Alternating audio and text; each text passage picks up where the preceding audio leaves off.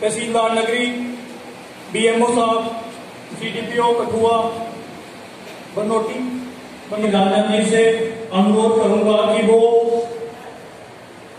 DC साहब को bouquet देकर सम्मानित करें।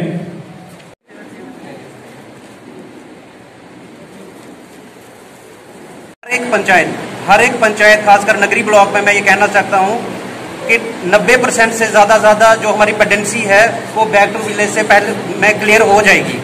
जो आप हमारे ऑफिस में आते हो, हमें बताते हो कि 5-5 साल से केसेस बढ़े हैं, इतने साल से केसेस बढ़ रहे हैं, तो मैं आपको एश्योरेंस देता हूँ कि जितनी भी पेंडेंसी है 90 से 95% जो होगी नगरी ब्लॉक की, वो बैक टू विलेज से पहले या बैक टू विलेज के दौरान वो केसेस भी सैंक्शन हो जाएंगे। रही बात, कुछ केसेस ऐसे हैं जो सैंक्शन है जिनको उनको पैसा नहीं पड़ रहा है, तो उसके बारे में ये बताना चाहता हूँ कि आजकल ऑनलाइन सिस्टम हो गया है, पोर्टल पे अकाउंट अपलोड करने पड़ते हैं। जैसे कोई लिस्ट सैंक्शन होती है वहां पे सबके अकाउंट नहीं होते हैं, जैसे जैसे हमारे पास अकाउंट्स आते हैं हम वैसे उनको अपलोड करते हैं। तो जो जिनको कुछ देर से 2-4 महीने से पेंशन नहीं मिली है वो भी मैं बताना चाहता हूँ कि वो अपलोड हो चुके हैं और कुछ दिनों के अंदर उनको भी पैसा डिसबर्स हो जाएगा। ये पेंशन्स के बारे में यही आपका एक मेन मुद्दा था कि एक पेंडिंग बहुत ज्यादा पेंडेंसी है, उनको पेंशन नहीं लग रही है, उसका मैंने क्लियर कर दिया कि बैक टू विलेज से पहले हमारी लिस्ट तैयार है और 90% से ज्यादा हम केस क्लियर करने जा रहे हैं। आपके सामने कुछ अपनी पंचायत की डिमांड्स रखना चाहती हूँ। सर, मेरी पंचायत की सबसे पहली डिमांड्स है सर कि मेरी पंचायत में सर पंचायत घर नहीं है। सर, पंचायत घर की जो हालत है बहुत ही बुरी हालत हो गई है, तो मैं चाहती हूँ कि सबसे रिक्वेस्ट करती हूँ कि पंचायत घर की सुविधा हमें मिल पाए। और दूसरा सर कि पेंशन्स को लेकर मैं सबसे पहले सोशल वेलफेयर ऑफिसर विश्व बंधु का थैंक्स करना चाहती हूँ कि उन्होंने सबसे पहले ऑलरेडी सबको बता दिया है, तो मैं फिर भी इनके आगे रिक्वेस्ट करती हूँ कि जितने भी पेंशन्स को लेकर जितने भी केसेस हैं तो इनको जल्द से जल्द सबको पेंशन्स की जो सुविधा मिल पाए। और दूसरा सर, हमारे एरमा में एक हिस्टोरिकल टेम्पल है, एरमा मंदिर, वहाँ पे सर वो नहीं है, पार्किंग प्लेस नहीं है सर वहाँ पे। तो मैं चाहती हूँ कि वहाँ पे जब भी वहाँ पे कोई प्रोग्राम होता है, कि जब भी कोई मेला लगता है जहाँ मस्तियाँ वगैरह होती है, तो काफ़ी सारी जाम वहाँ पे रोड ब्लॉक हो जाता है। तो मैं चाहती हूँ कि वहाँ पे पार्किंग प्लेस की सुविधा उपलब्ध हो। और दूसरा सर, हमारी पंचायत में एक प्राइमरी स्कूल जुगेई और मिडिल स्कूल एरमा, सर उसकी जो बिल्डिंग है ना वो काफ़ी सारी उसकी बैड कंडीशन हो गई है, तो मैं चाहती हूँ कि उसकी रिपेयरिंग की जाए या उसकी मतलब कि उसको डिस्ट्रॉय करके न्यू बिल्डिंग की सुविधा मिल पाए सर। मुश्किलातों के बारे में ही बताऊंगा कि जो भी हमारी ग्राम पंचायतों में जो भी तकलीफें आ रही हैं, जो भी हमारे प्रतिनिधि बता रहे हैं वो शायद जायज है। कुछ समस्याएं, कुछ तकलीफें, कुछ मसले ऐसे हैं वो शायद इनको बेचारों को नहीं पता होगा, तो मुझे भी इतना मालूम नहीं, जितना भी है मैं जनाब के समक्ष रखना चाहता हूं कि हर पंचायत में स्टेट लैंड है, बच्चे जो है पढ़ाई की तरफ ध्यान दे रहे हैं और खेलने कूदने के लिए जगह नहीं है, मैदान नहीं है। स्टेट लैंड हर पंचायत में होगी, मुझे यकीन है हमारी पंचायत में भी है। वहां बच्चों के लिए कोई खेलने का मैदान जो है वो हर पंचायत में दिया जाए। मैं जनाब का इस बात का बहुत बहुत शुक्रगुजार दूंगा। बाकी ये गरीब लोग गांव के, इनके पास या एक पक्का मकान होगा या एक कच्चा होगा, 2 बल्ब लगे होंगे या एक पंखा लगा होगा, उसी की वजह से 1.5 लाख रुपया, 1 लाख रुपया 75 हजार बिजली का बिल आ रहा है। ये गरीब कहां से मुकाएंगे बेचारे पैसे। हम जनाब से फरियाद करते हैं कि जो पिछले बिल हैं ये गरीबों को माफ किए जाएं, आगे नेक्स्ट जो बिल आएंगे हम अदा करने के आपके दावेदार रहेंगे। बाकी दूसरी बात, काफी लोगों की शिकायतें होती हैं कि हमारा BPL नहीं है, हमारा BPL नहीं है। मैं जनाब से ये रिक्वेस्ट करता हूं कि कुछ कानून इम्प्लीमेंट किए जाए कि जिनके पास 2-3 एकड़ जमीन है उसका BPL का हक होना चाहिए। जो उसके ऊपर जमीन होगी 3 से 4 से 5 से 10 से 20 से उनका बीपीएल में कोई हक नहीं होना चाहिए, क्योंकि काफी लोग इसमें महरूम हैं। गरीब, खासकर गरीब लोग ज्यादा महरूम हैं इस बीपीएल के लिए। शायद जनाब से मैं रिक्वेस्ट करूंगा कि ये जो मुश्किलातें हैं ये सब दूर करने की कोशिश करेंगे आप। बाकी जितने भी हमारी समस्याएं जिन्होंने भी प्रतिनिधि बनाए, जैसे कि हमारे सोशल वेलफेयर, कुछ केस हमने ऐसे पंचायत घर तो है लेकिन उसकी बाउंड्री वाल और गेट कुछ नहीं लगा हुआ है। मेरी रिक्वेस्ट है कि ये पंचायत घर की जो बिल्डिंग है वो बिना चारदीवारी के अच्छी नहीं लगती, उसे जल्दी से जल्दी कंप्लीट करें। और तहसीलदार साहब जहाँ बैठे हैं, 1 हफ्ता हो गया पहले हम मेरी पंचायत में गए थे, इन्होंने मेरे स्कूल का एक मसला है, मुझे आशा है कि ये जल्दी ही मेरे मसले को सॉल्व करेंगे। बड़ी खुशी की गल है कि मेरे इस इलाके डीसी कठुआ जी आए और मेरे जिन्ने भी पंच सरपंच भरा बैठे थे, इन्हें भी बड़ी मुबारक की गल है कि तुस एक ऐसी सरकार के अंदर नुमाइंदगी करा दो जिस सरकार ने फैसला किया कि केंद्र तो जी भी स्कीम आ वो जनता के लास्ट दरवाजे तक पुजन।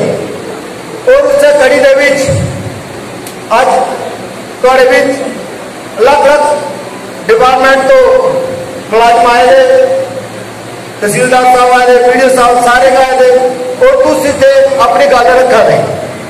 साथियों, मैं तुहानू दसना चाहना कि इस सरकार के अंदर तुहाडे कोल पावर है। तुस आखा दो मेरे इलाके की ये चीज बनाने वाली, तुहाडे कोल पावर है, प्लान तुसा बनाना, अप्रूवल तुसा देना है, लेकिन पैसा एडमिनिस्ट्रेशन की तरफों निकलना है। बड़ी खुशी की गल है कि तुस सारे अनजान हो, तुस अपनी गल्लां दसा रहे हो, लेकिन पावर तुहाडे कोल मैं तुहानू दसना चाहना। दूसरी गल मैं डीसी साहब ने आखना चाहना कि सरकार पिछले 6 महीने तो लॉकडाउन है, लेकिन प्राइवेट स्कूलों के अंदर फीसें आते साढ़े इलाके अलग-अलग लोगों ही काम किया जा रहा कि अपने बच्चे की एडमिशन कराओ, फीसा दो। और सरकारी स्कूलों के अंदर भी जी कि 12वीं 13वीं 14वीं एडमिशन हो रही है, उतना 8-8 10-10 हज़ार एडमिशन मंगी जा रही है। मेरी रिक्वेस्ट है कि गरीब लोगों की, चाहे सिर्फ और सिर्फ बीपीएल के जो लोग हैं जो बच्चे ने उत्तर एडमिशन लै रहे हैं, उन्हें भी फीस माफ की जाओ। तीसरी गल सर मैं आखना चाहना कि प्रोग्राम बड़े पिछले 6 साल तो मैं भी दिखाना, लेकिन साड़ी एक JNK सरकार ने स्टेट मैरिज एक्सीलेंस स्कीम बनाई, लेकिन जो 13-14 के सर्वे है सर उस सर्वे की अज तक अप्रूवल नहीं मिला। मैं उम्मीद करना कि उस सर्वे की अप्रूवल मिला ताकि जड़ियां बच्चियां अज कई रह गई, कई ब्याने की उम्र पर है, उन्हें उस स्कीम का बेनिफिट मिला। चौथी गल सर मैं नगरी ग्राम गणन का रोने वाला, नगरी म्यूनसिपैलिटी के अंदर वार्ड 10 का मैंबर है। सारे नगरी ग्राम का जो 7 वार्ड में शमशान घाट है, जनाब की एप्लीकेशन दी, जनाब नाल का प्रोजेक्ट का एस्टीमेट भी बनवाया जाएगा।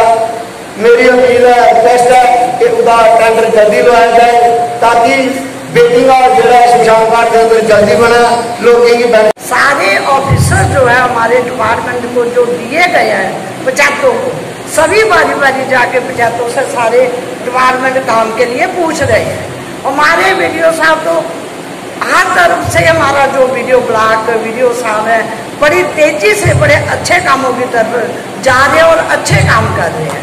लेकिन फिर भी हमारी पंचायतें जो है जो ग्रास रूट लेवल पर चलने वाले होते हैं, जैसे सरपंच पंच हो गए, जो इनको पता है गांव की प्रॉब्लम का, वो किसी को नहीं पता, ऊपर वालों को पता नहीं होता। जो अगर सबसे बेस्ट डेवलपमेंट करानी है, सबसे अच्छी डेवलपमेंट करानी है, तो पंचायतों की तरफ ही ज्यादा ध्यान दिया जाए, क्योंकि हमारी पंचायतों में एक छोटे छोटे कोई सड़कें हैं, कोई गलियां हैं, कोई 1.5 किलोमीटर सड़क है, कोई कुएं हैं, कोई तालाब है, मतलब बहुत सी ऐसी चीजें हमारी पंचायतों में जो डेवलप कराने वाली है। जैसा साहब ने बोला कि प्रधानमंत्री आदर्श योजना में जो डेवलपमेंट के लिए ऐसी इलाके में वैसे आए हैं।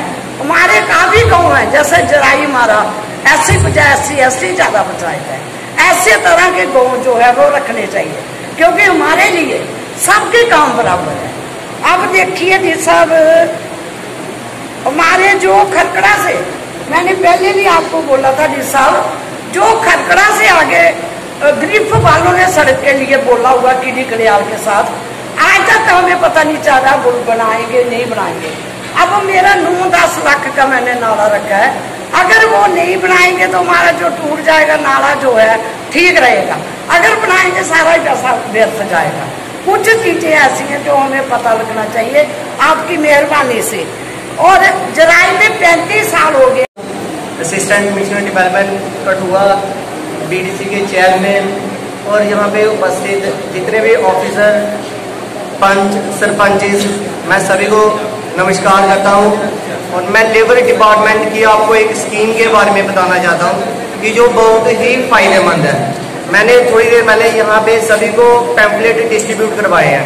अभी तक मुझे लग रहा है सभी ने क्लोज कर देंगे, वो सारे खोल लो, क्योंकि इसमें स्कीम के बारे में लिखा हुआ है। जिसको भी पैम्पलेट मिला हुआ है वो पैम्पलेट खोल लें, ताकि ये जो भी मैं आपको स्कीम के बारे में बताऊंगा उसको आप सही तरीके से समझ पाएं।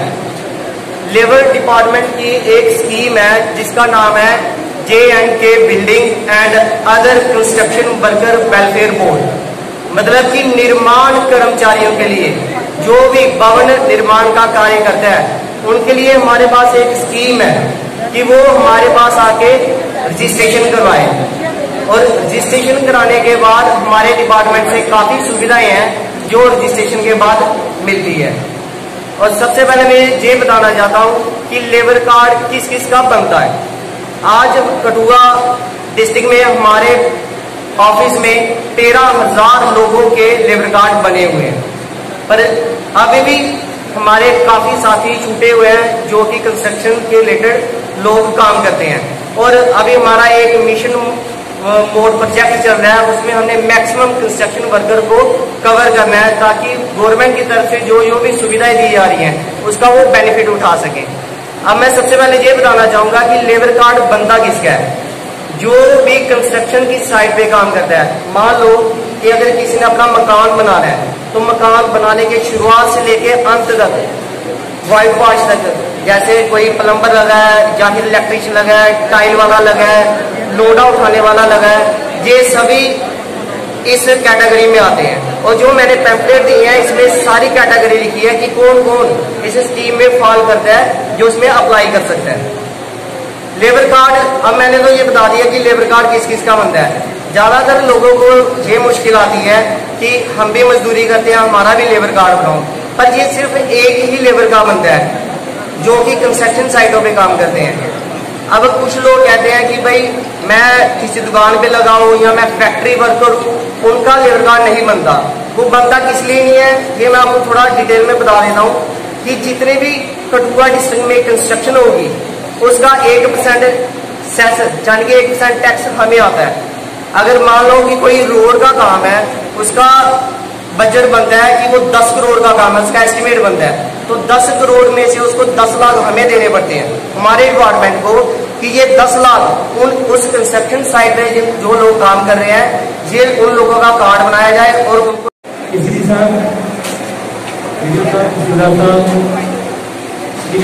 सरपंच और यहाँ पर आए रहने वाले व्यक्ति मैं ज़्यादा समय ना ले जाऊँगा क्योंकि काफ़ी गर्मी है, लोग काफ़ी देर से बैठे हुए हैं। मैं सिर्फ इतना ही बताना चाहूँगा कि हमारे ऐसे स्पेशल कैंप्स लगाने का सिर्फ केवल एक मकसद है कि जितने भी डिपार्टमेंट्स की जो स्कीम्स हैं, डिपार्टमेंट के जितने ब्लॉक लेवल के ऊपर ऑफिसर्स हैं, ब्लॉक लेवल ऑफिसर्स हैं, वो अपनी अपनी डिपार्टमेंट की जो सेंट्रल गवर्नमेंट की स्कीम्स हैं, इंडिविजुअली बेनिफिशियरी स्कीम्स हैं, वो उसके बारे में आपको अवगत कराएं ताकि आप लोग जागरूक हों, जानें कि किस किस डिपार्टमेंट की क्या क्या स्कीम्स हैं और उनसे आप क्या क्या बेनिफिट ले सकते हैं। इसके लिए मैं एसडी साहब को या सारे डिपार्टमेंट को ये भी गुजारिश करना चाहूँगा कि आप अपने अपने डिपार्टमेंट की स्कीम्स का एक पैम्फलेट बनवाएं और हर एक पंचायत घर के सामने वो पेश कर दें, चस्पान कर देंगे, ताकि लोगों को जिस भी डिपार्टमेंट के बारे में जो जानकारी चाहिए होगी, किसी भी टाइम में चाहिए होगी, तो वो आपके दरवाजे के बाहर दस्तान होनी चाहिए, उनको मालूम होना चाहिए इस डिपार्टमेंट के अंदर क्या क्या स्कीम्स हैं जिसका हम बेनिफिट ले सकते हैं।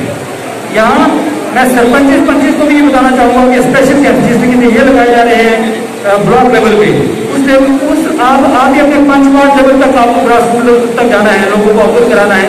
तो जो स्कीम्स आपके पास हैं या आपको जानकारी है उसके बारे में आप लोगों को जागरूक करें ताकि वो पूरी स्कीम जितनी है उनका बेनिफिट ले सके, उनका फायदा उठा सके। तभी हमारा ये जन अभियान का मकसद पूरा होगा। दूसरा जन अभियान का जो मकसद है 3 हिस्सों में बटा हुआ है, जन अधिकार दिवस, उन्नत ग्राम दिवस और साथ में जन सुनवाई। इसमें 3 कार्यक्रम सीधे साइमल्टेनियसली कंकरेंटली चल रहे हैं। जन अधिकार दिवस में आप लोगों के जो अपने अधिकार हैं, जैसे डोमिसाइल सर्टिफिकेट आपने देखा, ग्राम जो मनरेगा के अंदर जो जॉब कार्ड मिलते हैं वो आपने देखा, SC/ST सर्टिफिकेट जो आपको मिलने ही चाहिए। जैसे ही आपने अप्लाई किया 15 दिन के अंदर आपको ये card, SC certificate, domicile certificate, economically backward certificate या OBC का सर्टिफिकेट, ये आपको 15 दिन के अंदर मिलना ही चाहिए। तो ये आज की डेट में बिल्कुल अपडेटेड चल रहे हैं हम लोग, और ये अच्छी आदत लोगों में डालने के लिए, ऑफिसर्स के अंदर डालने के लिए लोगों को भी चाहिए कि पेशेंस से काम लें, ऑफिसर्स को भी चाहिए कि पेशेंस के साथ एक स्ट्रीमलाइन तरीके से first come first serve basis पे ना के प्रायोरिटाइज करके किसी को जानबूझ के जो लाइन पे लगे हैं 50 नंबर पे और 51st नंबर आता है वो पहले ले जाता है सर्टिफिकेट, बाकी वाले 50 ऐसे लाइन पे खड़े रहते हैं। वैसा नहीं होना चाहिए। इन जन अभियान का जो जन अधिकार दिवस है या जन अधिकार अभियान जो है, मुहिम जो है, वो इसका यही मकसद है कि आप अपने अपनी टर्म में ये चीजें ले लें, अपनी अपनी टर्म पे अपनी लाइन पे खड़ी होने की आदत डालें, ताकि रिश्वतखोरी को बिल्कुल जड़ से मिटाया जाए। जब तक जनमानस का सहयोग नहीं होगा, अफिसरों के ऊपर खाली दोष बटा ये अच्छी बात नहीं है। आपको चाहिए कि आप लोग जब भी अप्लाई करते हैं आपको मालूम होना चाहिए स्कीम में 15 दिन लगते हैं, 10 दिन लगते हैं, 20 दिन लगते हैं। तो आप एक दिन अप्लाई किया, दूसरे दिन चल पड़ेंगे, वो भी ठीक बात नहीं है। अननेसेसरी प्रेशराइज मत करो, लेकिन आपको मालूम होना चाहिए कि मेरा 21वां नंबर है तो मुझे 21वें नंबर पे ही मेरी बारी आ रही है। उसके लिए इंतजार करना सीखिए। जब तक इंतजार करना नहीं सीखेंगे, अब ऑफिसर्स के ऊपर भी अननेसेसरी प्रेशर रहता है और वो प्रायोरिटाइज करके किसी और को देने की कोशिश करता है, जिससे खिचड़ी बन जाती है। ये खिचड़ी नहीं बनानी है, सिस्टम को स्ट्रीमलाइन करना है। जब तक सिस्टम स्ट्रीमलाइन नहीं होगा, आम जन को इसका बेनिफिट नहीं होगा। जो मार्जिनलाइज सेक्शन है, जो गाँव के बिल्कुल कोने में जाके बैठा हुआ है, उसको बेनिफिट नहीं मिल सकता जब तक टर्न बाई टर्न नहीं काम होगा।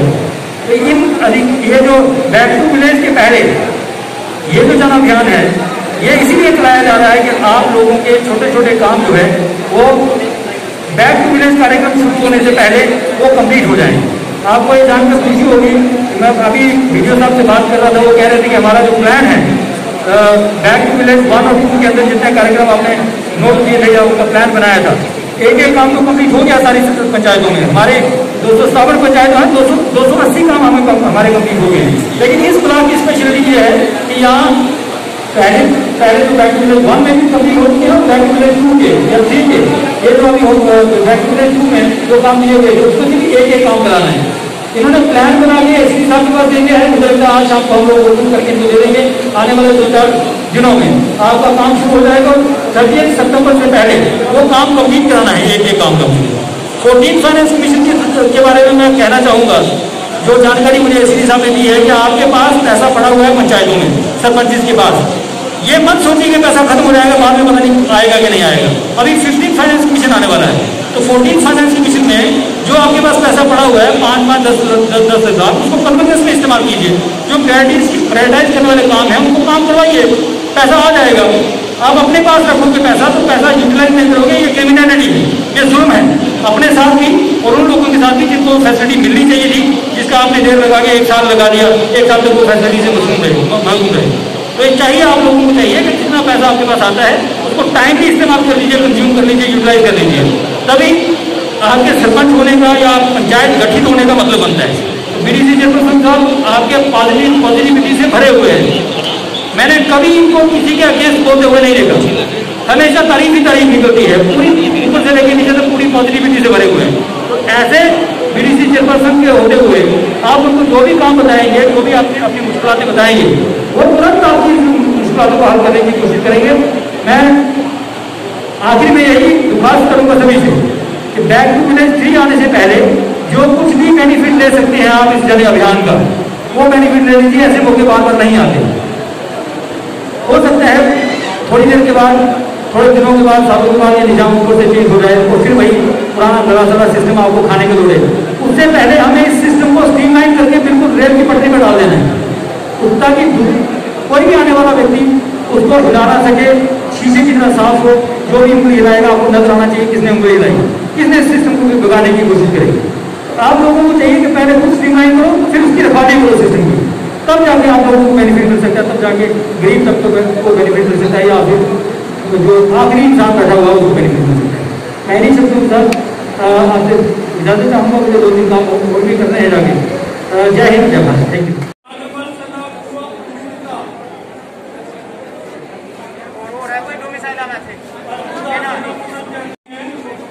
जो नहीं आए उनको बात